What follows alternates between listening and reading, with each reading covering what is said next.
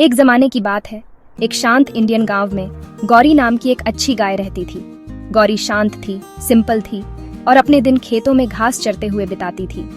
हर शाम वो धीरे धीरे और आराम से अपने घर आ जाती थी। पास के एक पुराने बरगद के पेड़ पर मिट्ठू नाम का एक ब्राइट बातूनी तोता रहता था।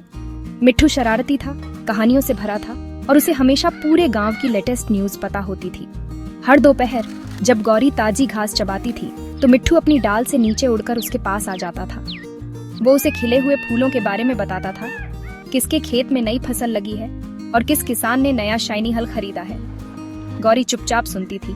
जब भी वो सहमत होती थी तो धीरे से मुंह की आवाज करती थी। मिट्ठू को उसका शांत नेचर पसंद था और गौरी को मिट्ठू की लाइवली अपडेट्स अच्छी लगती थी। साथ में वे एक अनयूजुअल लेकिन परफेक्ट जोड़ी थे। फिर एक दिन आसमान काला हो गया। एक भयानक तूफान आया। इतनी तेज हवाएं थीं कि ऐसा लग रहा था जैसे आसमान फट जाएगा।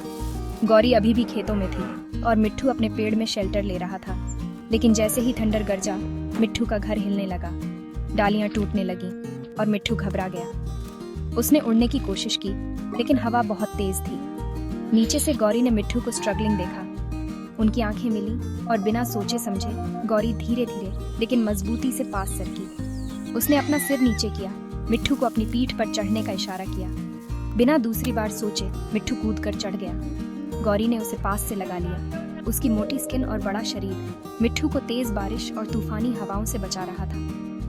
पूरी रात तूफान रेजिंग रहा, लेकिन गौरी मजबूती से खड़ी रही। उसका दोस्त उसके नीचे सुरक्षित और सूखा था। जब सुबह हुई तो आसमान शांत था।